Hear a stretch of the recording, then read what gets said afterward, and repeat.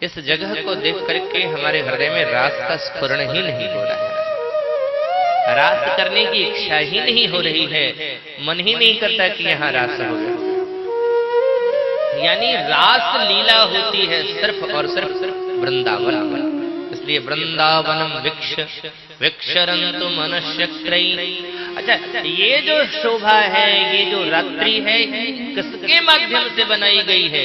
बोले योग माया उपाश्रित। योग माया यानी श्री राधा जी। सुखदेव जी महाराज श्री राधा जी का नाम स्पष्ट रूप से नहीं कहते, लेकिन संकेत देते हुए चलते हैं। माया मतलब श्री राधा जी।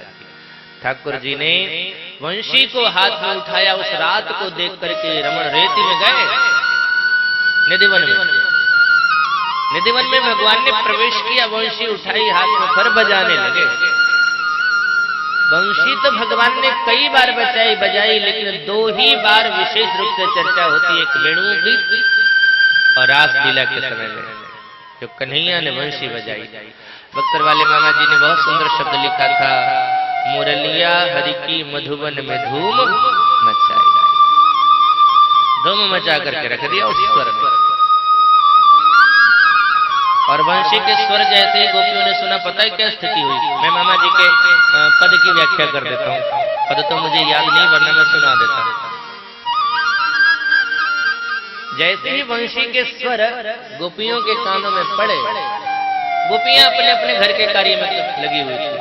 एक गोपी श्रृंगार कर रही थी, तो यहाँ लिपस्टिक लगा रही थी और फिर उसे एक काजल भी लगाना था। तो ध्यान चला गया वंशी के ऊपर, तो मन तो वहां, शरीर ने काम करना बंद नहीं किया। उठाना चाहिए था लिपस्टिक, तो उठा लिया काजल, और काजल को लगा लिया यहाँ और लिपस्टिक को लगा लिया यहाँ। कैसा दृश्य रहा होगा जब ओंठ काले काले और आंख लाल लाल। मैं शुभ ताल में कथा कर रहा था अभी 1 महीना पूर्व। तो जो यजमान थे, कल उनके पुत्र आए हुए थे, अभी तो चले गए, रामचंद्र अग्रवाल जी। तो उन्होंने कहा, महाराज जी वो उस समय जो चला था ना, वो आजकल का फैशन चल गया है। आज के लिपस्टिक काली ही होती, काले रंग के ही लिप लगाएगा, लिपस्टिक लगाएगा। तो होंठों पर कालापन और आंखों में लालिमा लिए हुए वो सखियां दौड़ी।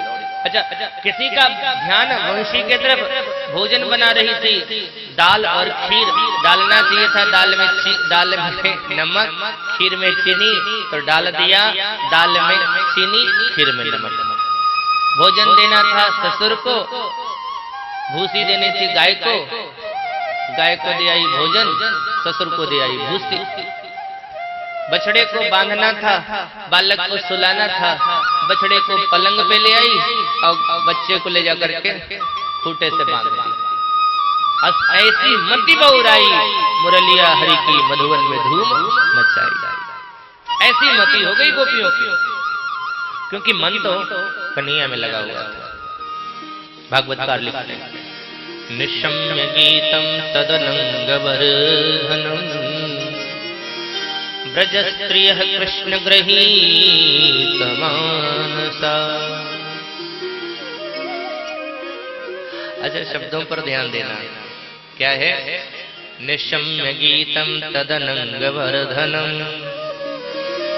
भगवान ने जो गीत बजाए, स्वर बजाए वंशी के, वो कैसे थे?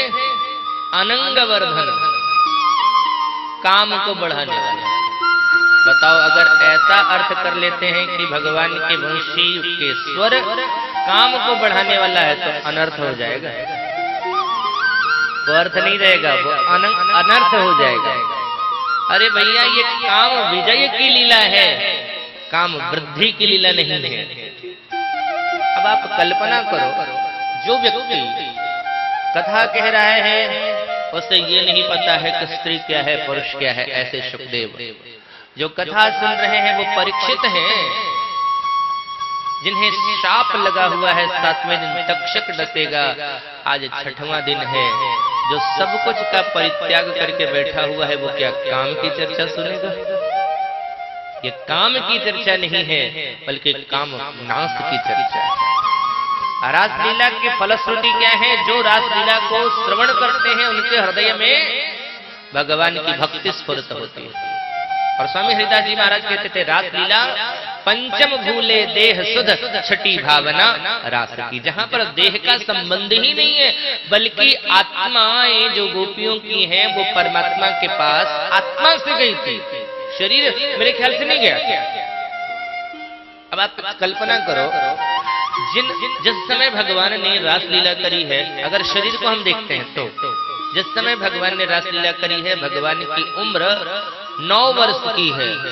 9 वर्ष के बालक के अंदर कौन सा विकार रहेगा? और जो आई हैं गोपियां वो बड़ी बड़ी बुजुर्ग गोपियां हैं, जिनके पति हैं, जिनके पुत्र हैं। भगवान जब पातिव्रत धर्म की शिक्षा देते हैं, उससे पता चलता है कि सारी की सारी गोपियां विवाहित हैं। कुछ कुंवारी भी हैं, लेकिन विवाहित है ये सारी गोपियां। और विवाह किनसे हुआ है? उन ग्वाल बालों से हुआ है जो अघासुर के वध के पश्चात ब्रह्मा ने जिन ग्वाल बालों का हरण किया था, भगवान उस रूप में ग्वाल बालों के रूप में विराज जब रहे थे, उसी समय उन गोपियों का विवाह इनके साथ हुआ था। विवाहित है सबके सब। यहाँ तक कि उस रास में गोपियां ही नहीं, काम के शत्रु भगवान शंकर भी।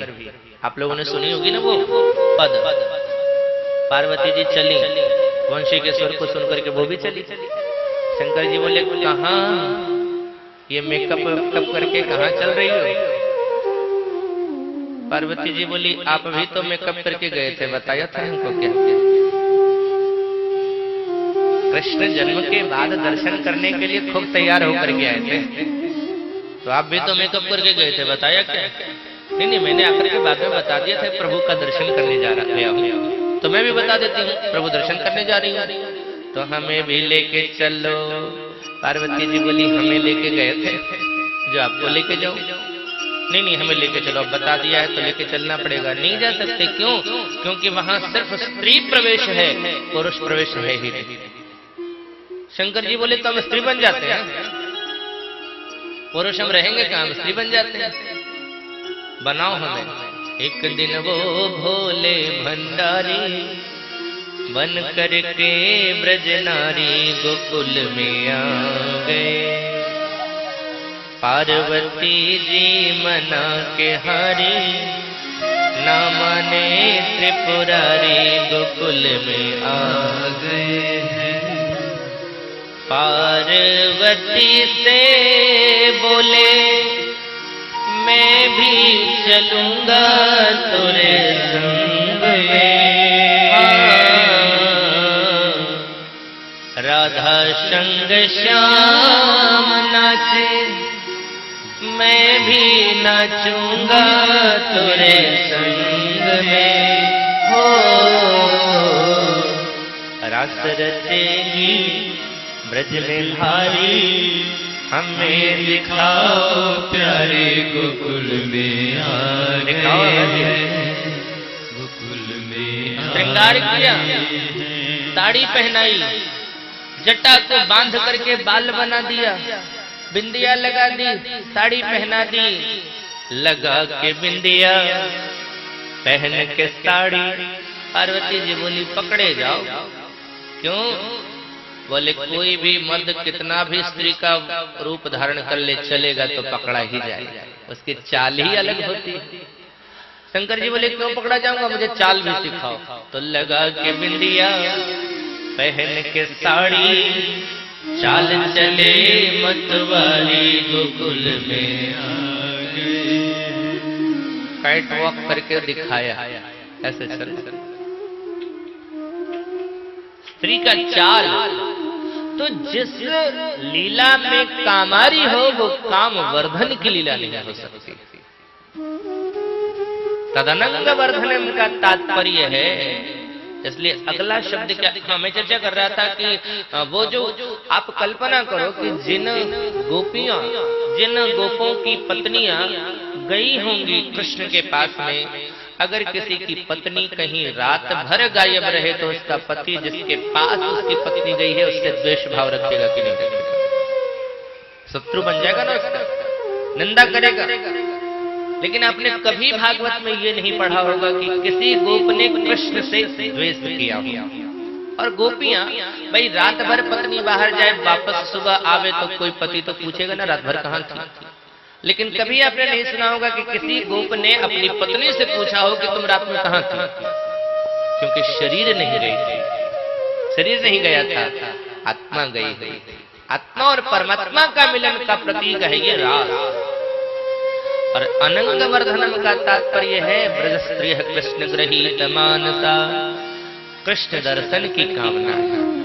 तो साधारण कामना नहीं, संसार की कामना नहीं, परमात्मा के दर्शन की कामना की वृद्धि हुई। जैसे ही वंशी के स्वर को गोपियों ने सुना तो भगवान से दर्शन की उत्कंठा जाग गई। जो सोई हुई कामना थी, जो सोया हुआ भाव था कृष्ण का दर्शन का, वो सबका सब जग गया। और सब जैसे थी, जिस स्थिति में थी, उनकी आत्माएं निकल पड़ी और चल पड़ी, शरीर पहुंच गए। कोई शरीर से भगवान ने जैसे ही देखा उन आत्माओं को, तो भगवान ने क्या किया?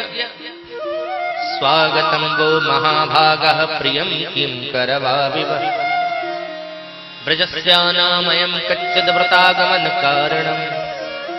स्वागत संबोधित क्या किया? हे महाभाग, महाभागा कह करके संबोधित किया। और सही बात है, जो परमात्मा के श्री चरणों की ओर बढ़ता है वही भाग्यवान है। मैंने एक दिन निवेदन किया था ना, भगवान कृष्ण की उंगली कटी, द्रौपदी ने वस्त्र दिया, और तब द्रौपदी ने क्या कहा था? धागे हैं अभागे जो बढ़े नहीं आगे, भागो नहीं के जागे जो उंगली पे लगे।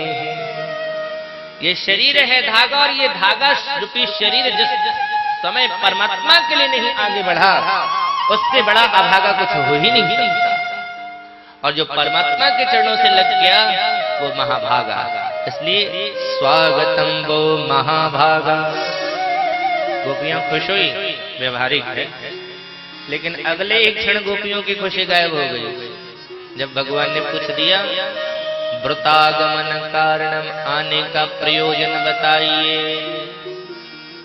गोपियों की स्थिति ऐसी हो गई उस समय जैसे सुबह कोई यजमान, मान के चलो इस कथा के मुख्य यजमान राजेश, आज सब पंडित जी को कल, आज नहीं आज तो गुजर गया, कल सारे पंडित जी को निमंत्रण दे देवे कि शाम को आइएगा, चकाचक भोजन तैयार मिलेगा। और सारे पंडित जी साथ में हम भी दिन भर इंतजार करते रहे, जाएंगे खाएंगे, जाएंगे खाएंगे, भूखे रहे दिन भर। यहाँ खा लेंगे तो वहां नहीं खा पाएंगे, तो दिन भर भूखे रहे। और जब शाम को पहुंचे इनके पास, ये यजमान जी कहे आइए आइए, स्वागत है स्वागत है, बिठा भी दे। उसके बाद थोड़ी देर के बाद कहें कहिए सरकार कैसे आना हुआ, काय के लिए आए हो, कैसा लगेगा? बुलाया, दिन भर हम भूखे रहे, और जब आ गए खाने के लिए तो पूछ रहा है काय के लिए आए। गोपियों को लगा कि हम अपने अपने घरों में थे, वंशी बजाया यानी बुलाया, और जब हम यहाँ आ गई हैं तो कह रहा है क्यों आए।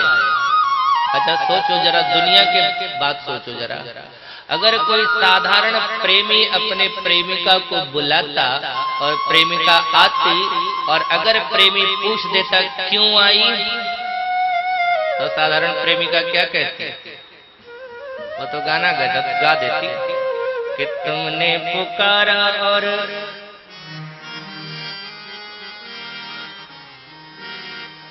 तो ये कहता हम चले आए रे, जान हथेली पर ले आए रे।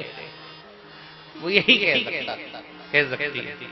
लेकिन ये गोपी है, गोपी का तात्पर्य जिसने अपने प्रेम को गुप्त रखा। और सही बात है, जो दिखावा करेंगे भाई मेरे, वो भगवान से प्रेम कर ही नहीं सकते।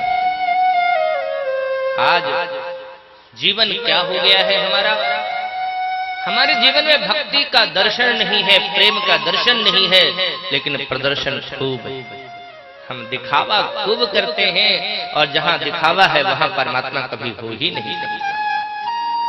अगर दिखाना है तो परमात्मा को दिखाओ, दुनिया को मत दिखाना। आप जाना जाना शाम को कनक बिहारी जी का दर्शन करने के लिए वहां किनारे में बैठ जाना। देखना अयोध्या के संत जाएंगे ना, इतना सज सज के जाएंगे, इतने मोटे मोटे तिलक, इतने बाल वाल पूरा इत्र वित्र लगा करके तैयार होकर के जाते हैं। और उन संतों को देखना आश्रमों में ऐसे घूमते नजर आएंगे, ढंग का तिलक भी नहीं होगा। पूछो वहां क्यों, यहाँ ऐसा क्यों? बोले ये वेश अपने पति परमात्मा को रिझाने के लिए है, दुनिया को नहीं दिखाना है, दिखाना है परमात्मा को दिखाना, और उसके पास जा रहे इसलिए सजना जरूरी है। और बाकी समय तो दुनिया देखेगी, दुनिया को क्या दिखाना। ये वो संत हैं जो दुनिया को नहीं बल्कि अपना वेश परमात्मा को दिखाते हैं। अगर हमारा वेश परमात्मा को रिझाने के लिए है तो ये वेश सफल है, और दुनिया को दिखाने के लिए है तो इससे बड़ा कोई और नाटक हो ही नहीं सकता। परमात्मा के प्रति हमारा प्यार, हमारी भक्ति, हमारा समर्पण दिखना चाहिए। ढिंढोरा नहीं पीटना चाहिए। ये गोपियों से जैसे ही भगवान ने पूछा क्यों आई, बताओ, ब्रजस्या नामयम कच्चित व्रतागमन कारण, करने का प्रयोजन बताओ। गोपियां चुप। अब देखो भगवान ही बोल रहे हैं, अच्छा अच्छा समझ गया क्यों आई, इस रात को देखने के लिए आई है। ये रात्रि बड़ी खूबसूरत है ना रजन, लेकिन देवी जी ये रात जितनी सुंदर देखने में है ना उतनी खतरनाक है। रजन्य शाम घोर रूपा घोर सत्व निषेविता, ये रजनी बहुत घोर है।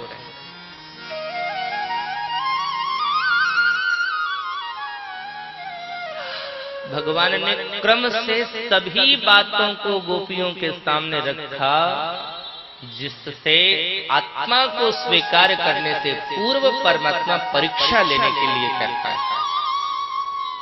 जैसे कुछ लोग अयोध्या यहाँ पर आए हैं, ईमानदारी से बताना भाई मेरे, बहुत लोग हैं जगह नहीं है बैठने की, मैं देख रहा हूं कितने लोग बाहर बाहर से ही जा रहे हैं वापस।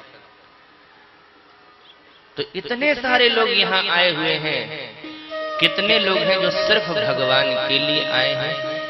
हाथ उठाने की जरूरत नहीं है, स्वयं अपने मन में विचार कर लेना, हाथ मत उठाओ, खुद विचार कर लेना। बहुत कम लोग होंगे जो सिर्फ और सिर्फ भगवान के लिए आए हैं। बाकी कुछ लोग तो अयोध्या देखने के लिए आए हैं, कुछ लोग अयोध्या घूमने के लिए आए हैं, कुछ लोग प्रसादी लेने आए हैं, कुछ लोग किस लिए आए हैं, कुछ लोग किस लिए आए हैं। भगवान के लिए बहुत कम लोग आ रहे हैं। भगवान का था सिर्फ और सिर्फ भगवान।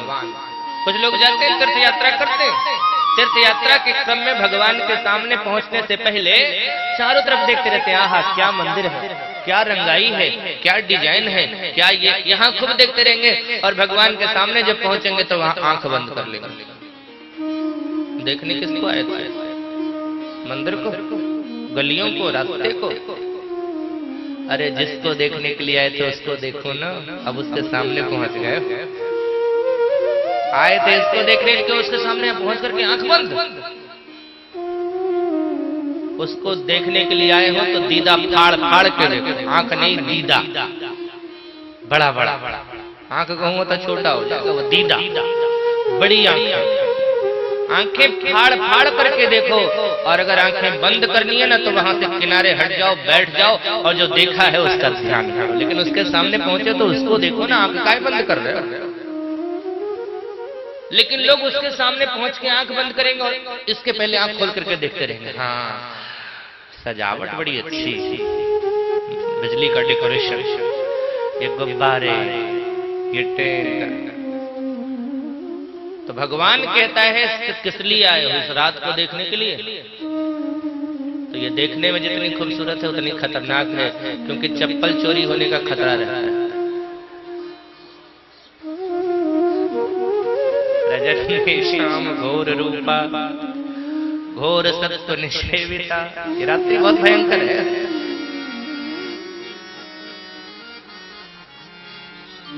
गोपियों ने कोई जवाब नहीं दिया।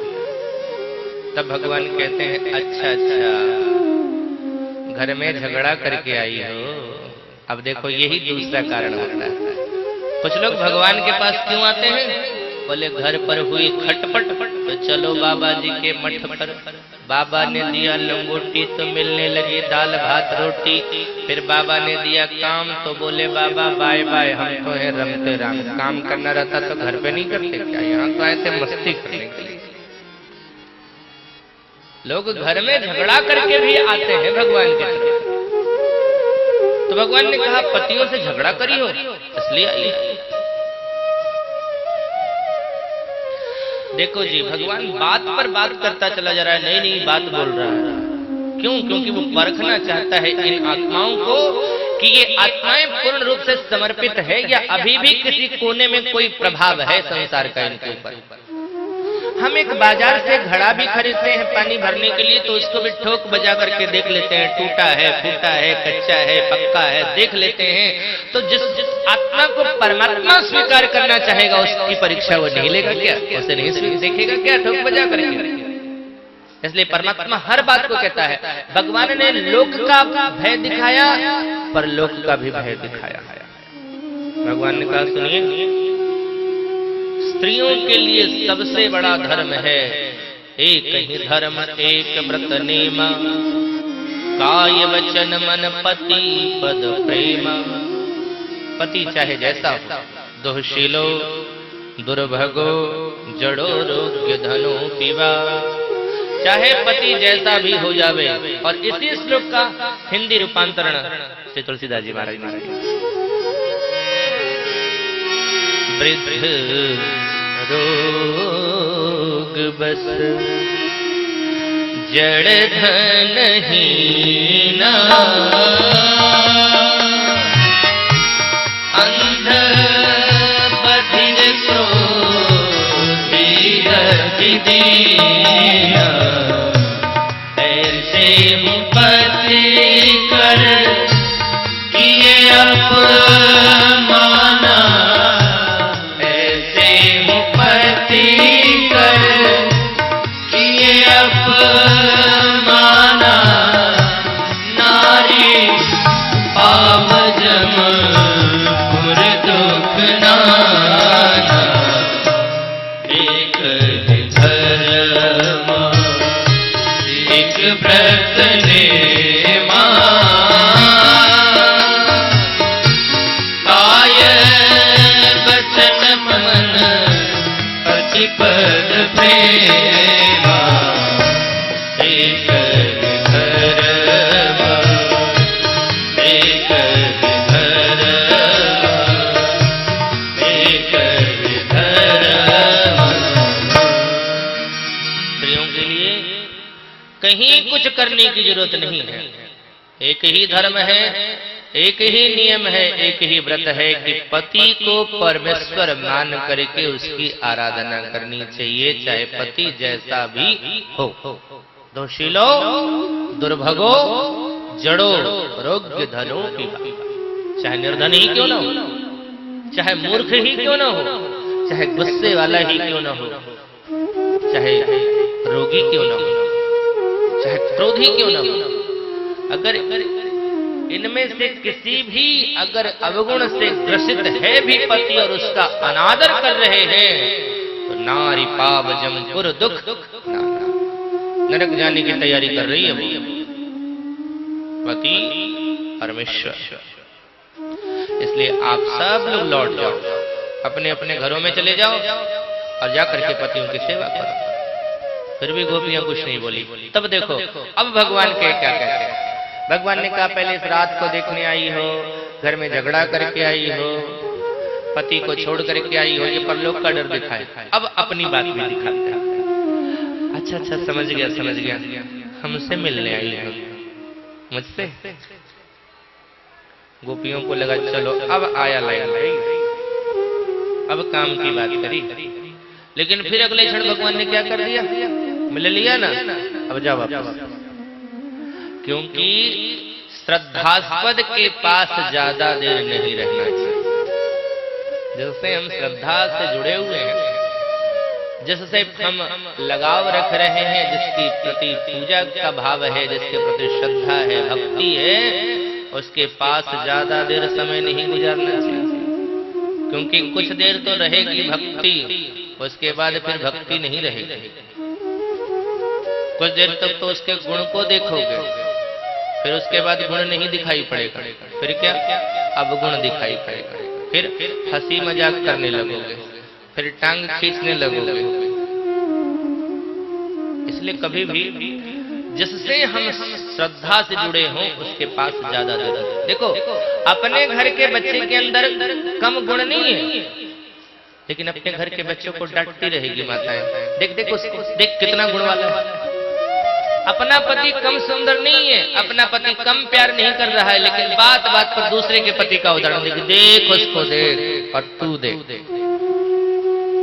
ये स्वभाव है, इंसान का स्वभाव है कि हम जिसके पास समय गुजारते हैं, जिसके पास रहते हैं, उसमें कमियां निकालने लगते हैं।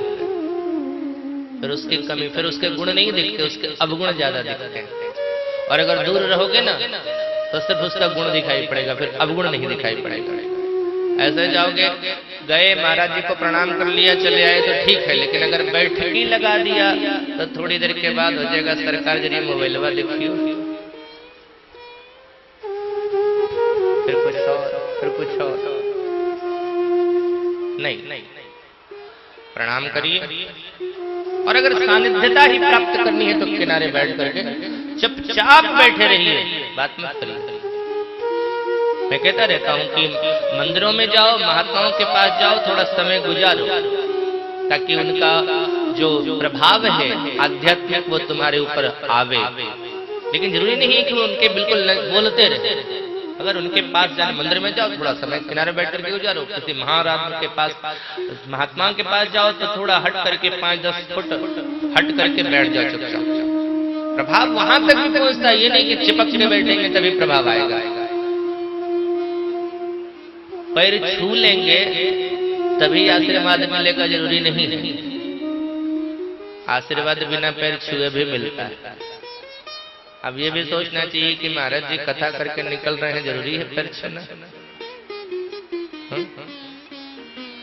प्रणाम तो वहां से भी होता है। भगवान ने कहा अब देख लिया ना, जाओ वापस चले जाओ। गोपियों को लगा कि हम इनके पास आई, सब कुछ छोड़कर इतनी आई और ये हमें हटा रहे हैं। अब गोपियों ने कहना शुरू किया, क्योंकि गोपियों को लगा कर नहीं बोलेंगे ना